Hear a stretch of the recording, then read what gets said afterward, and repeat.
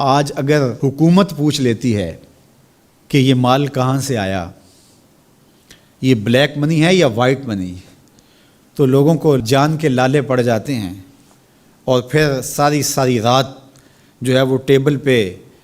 وکیل بھی بیٹھا ہوتا ہے کہ کسی طرح سے ہم اس مشکل سے نکل جائیں اور ثابت کریں کہ یہ مال ہمارا کمایا ہوا ہے۔ یار حکومت پوچھ لے تو راتوں کی نیند اڑ جاتی ہے جب رب نے پوچھ لیا، اور وہ پوچھے گا، قدم ہٹنے نہیں دے گا، وہ پوچھے گا من این اکتسبہ، کہاں سے کمایا۔ بہت سارے لوگ ہیں جو مال کماتے ہوئے اس کو بھول جاتے ہیں کہ ہم مال کیسے کما رہے ہیں۔ فرمایا کہ میری امت پہ ایک ایسا زمانہ آئے گا کہ لوگ اس بات کو فراموش کر دیں گے کہ جو ان کے پاس مال آ رہا ہے وہ حلال ذریعے سے آ رہا ہے یا حرام ذریعے سے آ رہا ہے۔ مال کی محبت اس قدر غالب ہو جائے گی کہ حلت اور حرمت اٹھ جائے گی، اور جب کوئی شخص اس مقام پہ پہنچ جاتا ہے، طمع اس قدر بڑھ جائے، پھر سمجھو کہ اس نے قیامت کے دن اللہ کے حضور سخت شرمندگی کا اہتمام کر لیا ہے، سخت رسوا ہوگا اس دن۔ تو ہر صورت کے اندر وہ ذرائع اختیار ہمیں کرنے ہوں گے جو حلال ہیں۔ علماء نے لکھا ہے کہ اگر رزق پاک نہیں ہے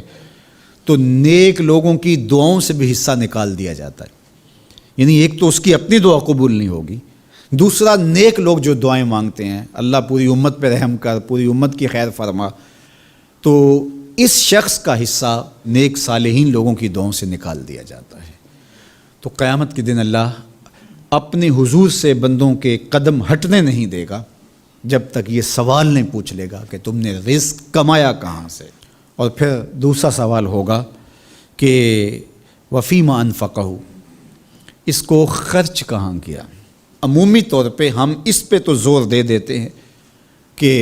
مال حلال ذریعے سے کمانا چاہیے، کسی سے زیادتی نہیں کرنی چاہیے، جھوٹی قسم سے مال نہیں کمانا چاہیے، کسی کو دھوکہ دے کے مال نہیں کمانا چاہیے، مال کمانے کے ذرائع اچھے ہونے چاہیے، یہ اس پر تو ہم توجہ دیتے ہیں۔ لیکن سوال یہ بھی ہوگا کہ صرف یہ مسئلہ نہیں ہے کہ تم نے کمایا کیسے، یہ بھی مسئلہ ہے کہ تم نے مال کو خرچ کہاں کیا، مصرف کیا تھے اس کے،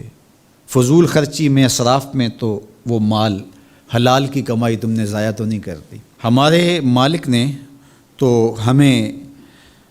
جو مال ہے اس کو بے وقوف لوگوں کے ہاتھوں میں دینے سے منع کیا ہے۔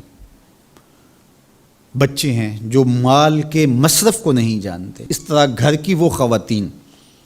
جو مال کے مصرف کو اچھی طرح نہیں سمجھتی اور فضول خرچی کرتی ہیں، تو شوہر کی ذمہ داری ہے کہ وہ اخراجات کنٹرول کرے۔ یہ اس آیت کریمہ کی شرح کے اندر علماء نے لکھا کہ بے وقوفوں کو مال نہ دو، چونکہ وہ اگر غلط جگہ پہ خرچ کریں گے جہاں خرچ نہیں کرنا چاہیے تھا تو اس کا حساب آپ کو دینا پڑے گا۔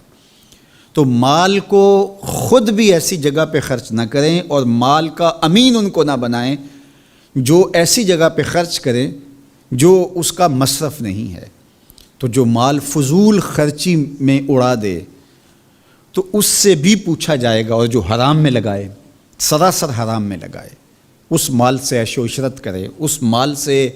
رشوت دے کے کسی کا حق چھینے، اس مال سے کسی پر ظلم کروائے، کسی پر زیادتی کروائے، تو کیا اس کو حساب نہیں دینا پڑے گا؟ تو ایک ایک پائی کا حساب دینا